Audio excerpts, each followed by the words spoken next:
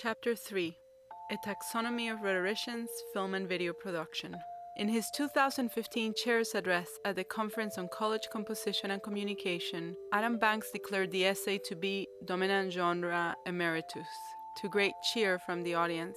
He explained the need for us to embrace technology issues not as part of what we do, but as central to what we do. In this chapter, I examine the work of a number of scholars who are doing just that, as I construct a taxonomy of moving image work made by rhetoricians. As with most taxonomies, these categories are neither exact nor comprehensive, but they are helpful in mapping out the film and video work being done. I end each category by examining how the principles of feminist filmmaking can strengthen the quality and ethics of our work. Let's start with how important moving image scholarship is to a rhetorician's professional trajectory by discussing commitment level. As with other digital production genres, not every rhetorician who produces moving images considers her or himself a filmmaker or wants to work in the medium again. In homage to caper thrillers, prison dramas, and Orange is the New Black, the feminist TV phenomenon du jour, but also acknowledging that film and video production can incarcerate us in prolonged technological mazes, I have come up with two criminal-themed categories. The first is lifers. Bonnie Keywords defines being a lifer succinctly when she says, "My film work defines my scholarship." Lifers see moving images as either their medium of choice or a medium they aim to work in throughout their careers. Lifers also theorize the role film and video production plays in our field. Sarah Arroyo's participatory composition examines the effect of video sharing sites like YouTube on rhetoric and composition and the culture at large, and Bump Halbrutter's Mike's Camera Symbolic Action explores connections between filmmaking and writing pedagogy. Projects like Enculturation's Video and Participatory Cultures, a special issue co-edited by Arroyo and Jeffrey Carter, allow lifers to encourage others to join the debate. As Carter explains, not everyone in that collection was keen on doing a video issue at first. I knocked on a lot of doors to get people to contribute something, and I owe a great deal to Alex Reed for agreeing to give it a shot early on. Lifers can be catalysts, inviting others to see film and video connections to their work. Carter continues, Ryan Skinnell was a perfect example of someone I had to convince that his work on Derrida's archive might be applied to video cultures like YouTube. He finally consented to give it a shot, and since that time his work has been cited in a number of different places by people starved to find ways scholars are talking about this exploding forum. Lifers are the motor behind filmmaking's journey into and through rhetoric and composition. We need as many committed lifers as we can get if film and video production is going to have an enduring presence in the field. Now let's look at casual offenders. Scholars who have produced a couple of films and videos or published an essay touching upon film and video production, I call casual offenders. They don't necessarily identify as filmmakers or have an invested interest in film and video production's role in the field. However, they are crucial to strengthening the role of moving images in rhetoric and composition. To begin with, there are more casual offenders than lifers, so their sheer numbers help. More importantly, casual offenders often blend their other scholarly interests with their film and video work, bringing innovative ideas to the field's filmmaking practices. We lifers also merge our other interests with our filmmaking work. However, since for many of us filmmaking is our central area of research, some casual offenders have a wider spectrum of non-moving image scholarship to incorporate into their film and video work. Because, as I will address in Chapter 4, learning to make moving images can be a daunting process, the feminist filmmaking principle of mentorship is key to how lifers and casual offenders relate to one another. As a mother whose children have attended a few conferences, I am often contacted by women I hardly know, seeking advice on how to handle motherhood and academia. When it comes to film and video production, the mysteries are just as deep. Whether we are sharing information about where to purchase equipment, how to learn editing softwares, or how to argue for the value of our moving image work, mentorship is key. Not only is it important for lifers to mentor casual offenders, we lifers must mentor each other as we develop our craft and our arguments for the value of moving image work. Mentorship can often lead to collaboration, from presenting on video-based panels to making moving images together, like Megan Fulweiler and Jennifer Marlowe did on their feature documentary Con Job. Whatever our level of collaboration, it is important to practice the ethics of interdependence as we engage with each other. If the ideas of all who are involved in the production are taken into account, we'll end up with richer films and videos. Lifers and casual offenders are still a small group, making it imperative for us to work together in a constructive and non-competitive manner to strengthen the role of moving images in the field. Let's now look at how the work of lifers and casual offenders can be categorized into different kinds of production. We'll start with video essays. You're currently watching a video essay, a genre that consists of an academic text read by the author or authors, accompanied by moving and still images and music. Here's how Arroyo defines it. My videos are primarily comprised of found footage and usually take on theoretical concepts.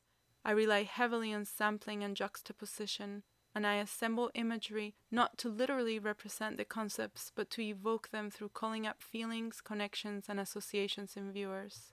I rarely shoot my own footage, and when I do, I simply use my phone or other amateur digital camera.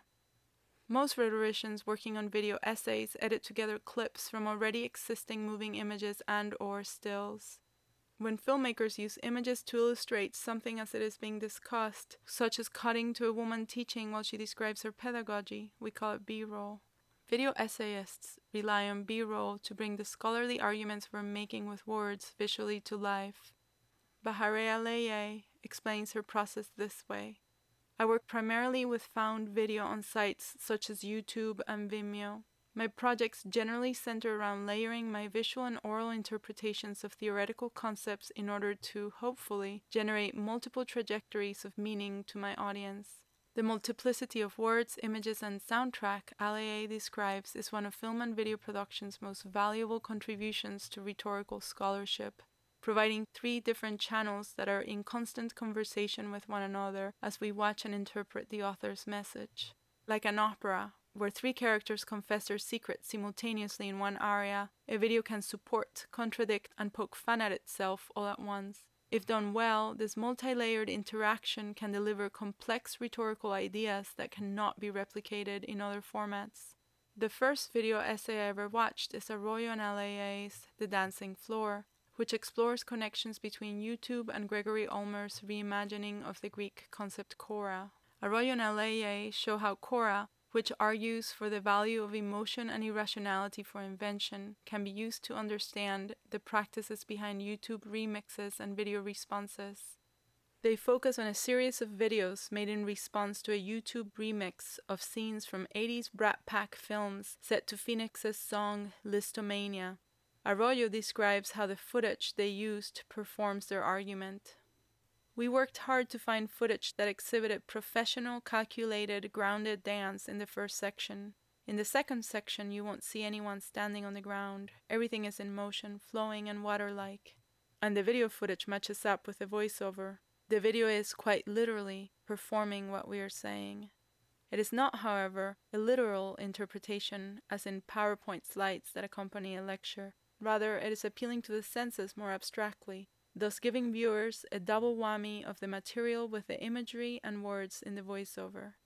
The Dancing Floor presents complex arguments through every one of its layers. The 3 operatic characters, narration, image, and soundtrack, make profound points through their simultaneous singing. Although most video essays use footage shot by others, some don't. I often film my own images, so I can create something that fits my vision for the project. Like other lifers, I also blend my own images with those captured by others, as I've done in this video book.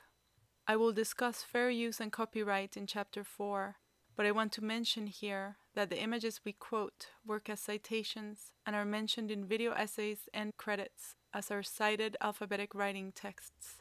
Although in many video essays we hear the author's disembodied voices as you're hearing mine now, sometimes scholars film themselves delivering the text, as Jonathan Alexandra does here. Besides portraying the speakers we're hearing, some video essays intersperse clips made by others with their own work, letting us hear the footage. Here, Alex Reed remixes interviews with fellow scholars like Sherry Turkle, and internet entrepreneurs like Charles Ledbetter, with footage of himself analyzing the connections between the clips. Through this approach, he seems to converse with others featured in the video. Instead of the author, he appears to be one more in the mix. Now that we understand video essays, let's turn to remixes. Unlike video essays, remixers use little or no narration, relying instead on clips they edit together. For Master Hands, a video mashup roundtable, 5 rhetoricians remixed scenes from the 1936 film Master Hands, which features a day at a Chevrolet plant.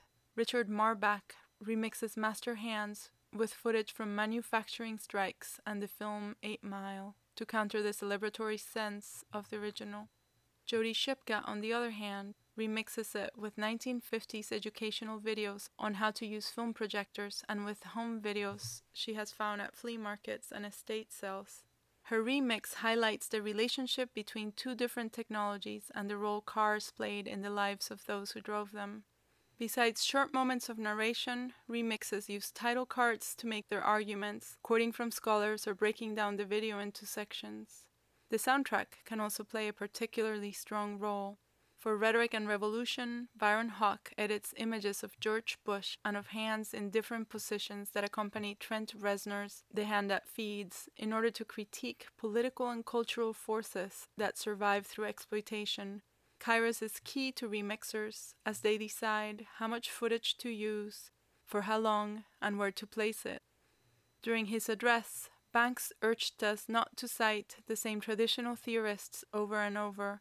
He suggested that we instead seek diverse voices, such as dreamers working for undocumented students and feminist collectives. He explained the need to diversify our citation practices by saying, "The moment where we will have some intellectual freedom as scholars and as an organization will not be just when the demographics of our conferences and our faculties look like America, but when our citation practices and works cited lists do too." In other words, like feminist filmmakers, he sees the urgency of featuring diversity in our work. Because images work as citations in video essays and remixes, we need to be aware of who we choose to feature on screen. Here's LAA describing her process. When I need to include bodies in my composition, I look for figures that speak to what my project is about and generally don't fit into the stereotypical configurations of people in many professional media outlets. Highly attractive, thin, generally young. I try to include a kaleidoscope of individuals of different ethnicities, gender orientations, ages, and body types. Other times, I'll notice in the editing stages that I'm not satisfied with the range of people I'm presenting, so I'll set out to remedy that. Not all video essay and remix topics lend themselves to the process LAA is describing, but for the topics that do, it is important to strive toward diversity. One way to achieve this goal is by practicing strategic contemplation as we decide what images and music engage best with our ideas. Taking the time to reflect on how our use of someone else's footage and music will affect those who created it makes for a more ethical approach to citation.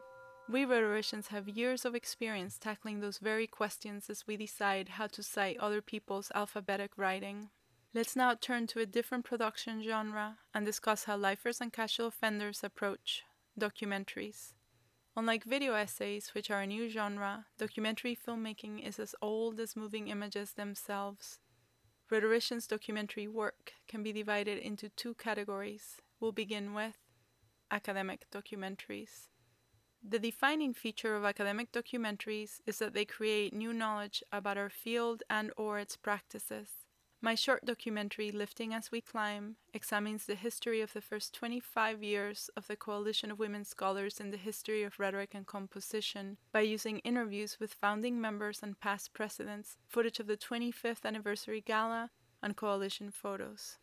We not only hear and see those who shaped the coalition's first quarter of a century, but we can visually experience some of its trajectory through the featured stills, because unlike the footage, which was shot in 2014, the photos span 2 decades. Besides providing historical accounts, academic documentaries examine our approaches to theory and pedagogy. In Take 20, our field's first feature academic documentary, Todd Taylor filmed prominent scholars discussing their experience teaching writing and examining how graduate school prepared them for such work.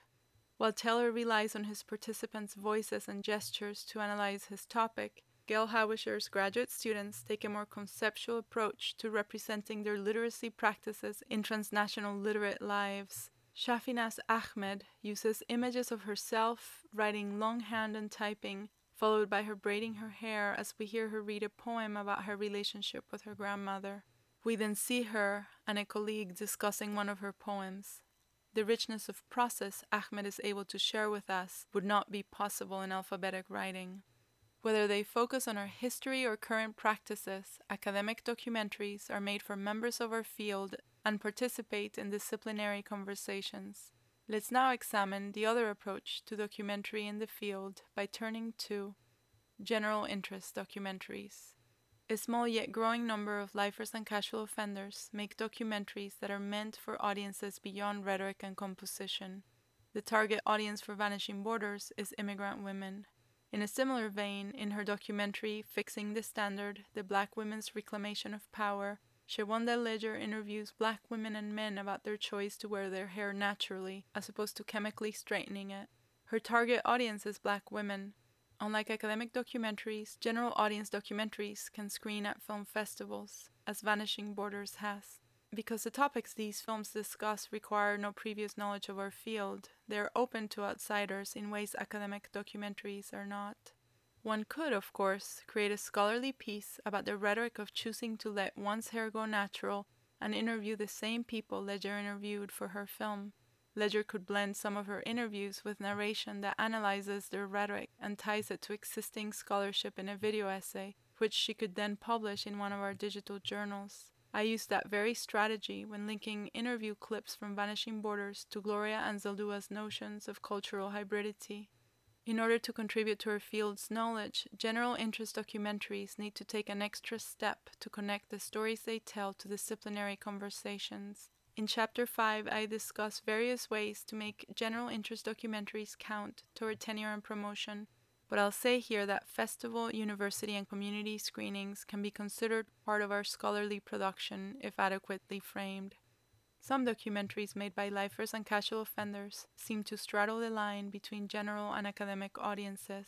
In Casey Miles's documentary, Katie L. Fam Doing It Wrong, Katie Livingston, a PhD student in rhetoric and writing at Michigan State University, analyzes her gender and sexuality through personal stories while making brief connections to how being an academic has shaped her understanding of her femme lesbian identity. Her discussion of the field is minor enough that it wouldn't alienate general audiences, but present enough that it might help reviewers at one of our journals see the documentary as publishable. As more rhetoricians start making general interest documentaries, we may see more work like Miles's that straddles the line between the two. We may also start to consider general audience documentaries to be something we do as a field. As with every taxonomy, there are a few pieces that don't fit anywhere, but which are important in pushing the edges of the conversation.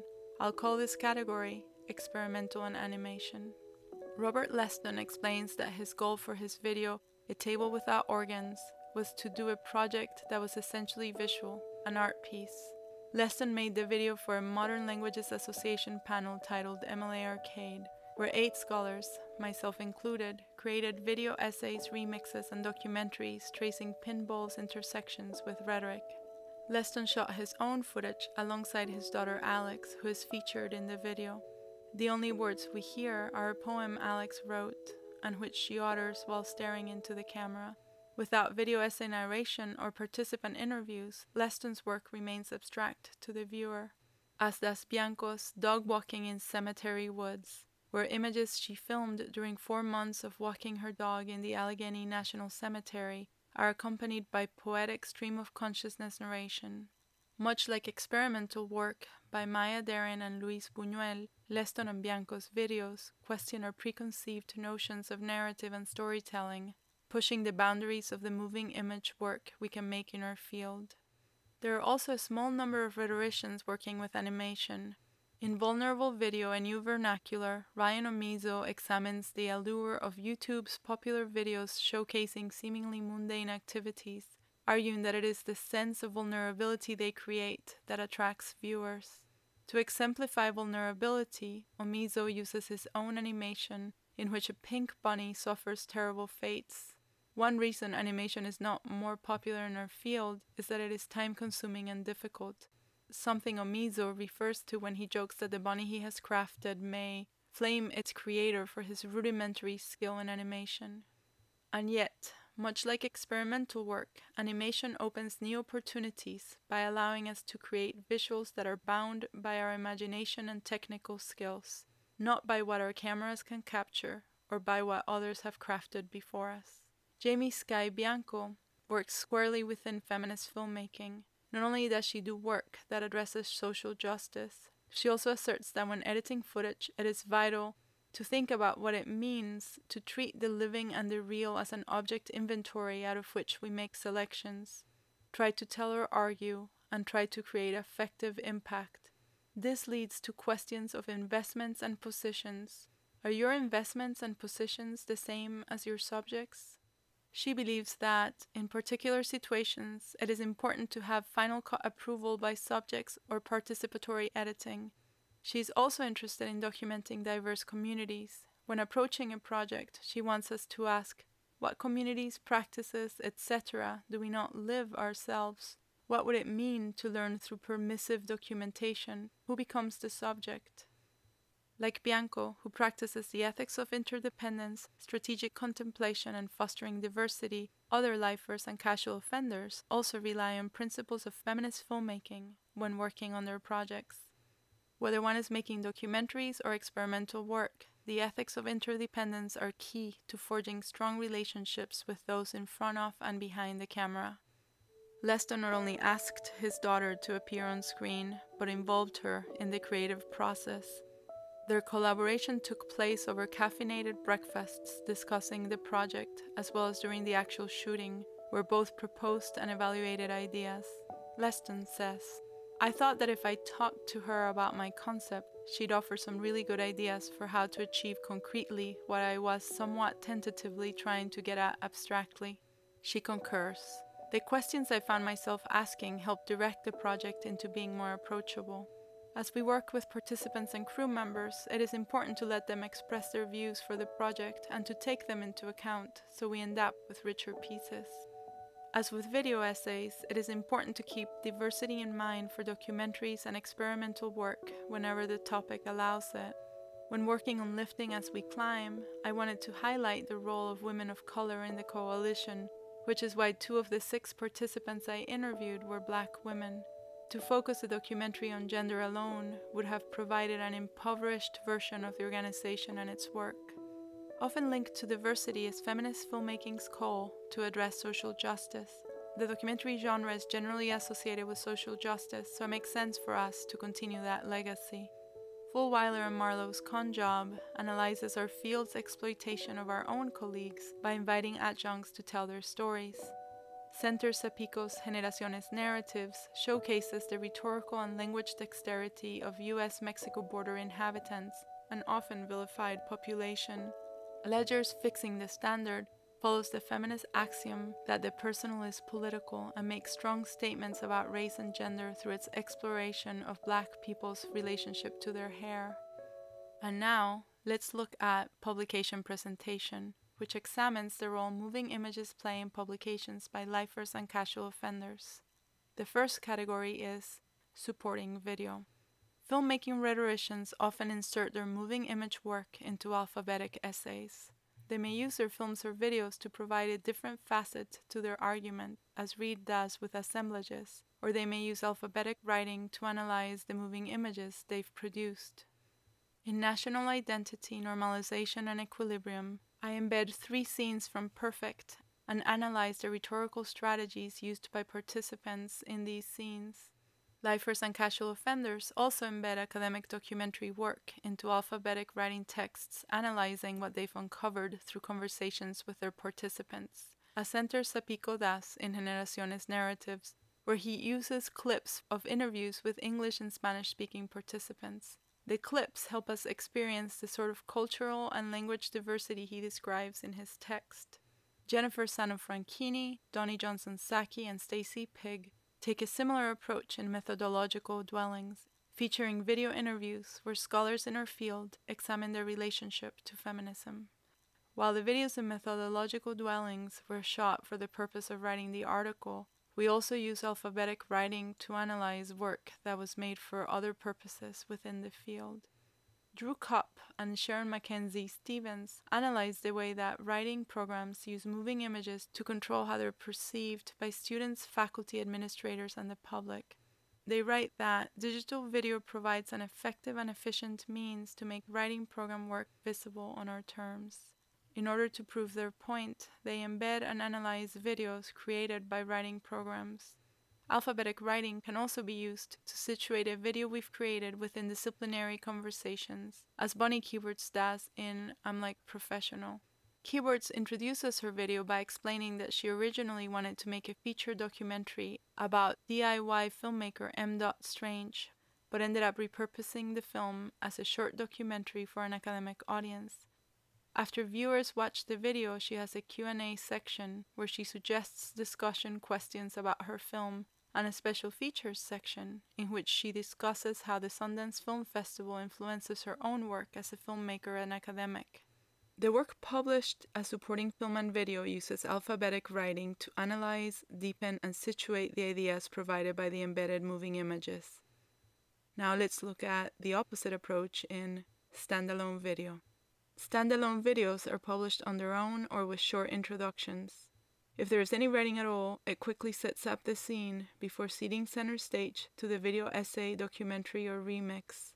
In their short introduction to Con Job, Fulwiler and Marlowe describe their project and lay out their argument for telling the story as a documentary by writing, "We have chosen film as a medium with the power to provide a visible portrayal of the lived material conditions of labor in higher education and to reach as wide an audience as possible. Sometimes the introduction explains a particular function of the piece. When publishing Lifting as We Climb in Peitho, I was asked to write an introduction discussing how the documentary helps viewers envision not only the coalition's beginning, but also its future. Since most adults are familiar with documentaries, introductions for academic documentaries don't need to do too much heavy lifting. However, because video essays are an emerging genre that many in our field have never experienced, an alphabetic writing introduction can help viewers situate themselves. In their short introduction to The Dancing Floor, Arroyo and Aleye provide summaries of the theory and arguments presented in each section of the piece. This can be useful because the complexity of some video essays can be hard for viewers to take in on a first viewing. For one thing, we're used to highlighting or underlining alphabetic writing, and we can't do so in video essays. We also reread complex paragraphs, but rewinding a video is a bigger interruption than lifting our eyes to revisit a section. Moreover, we can't really slow down a video the way we slow our reading speed when faced with a difficult passage. And then, of course, there are the images and music competing for our attention as we listen to the text. For these reasons, heavily theoretical video essays benefit from short introductions, and all video essays should include transcripts for viewers to read when digesting a video essay after viewing. The principle of feminist filmmaking that best applies to publication presentation is mentorship. Because filmmaking is an emerging practice in our field, many rhetoricians interested in picking up the camera are reticent to do so because they don't know how to publish moving image work. We can help them by discussing the above models with them and explaining how to best argue for the value of our moving image scholarship to journal editors and reviewers, a discussion I cover in detail in Chapter 5. And now that we have an albeit inexact sense of our field's current moving image work, let's turn to Chapter 4, where I explain the journeys lifers and casual offenders go on when learning and practicing their craft.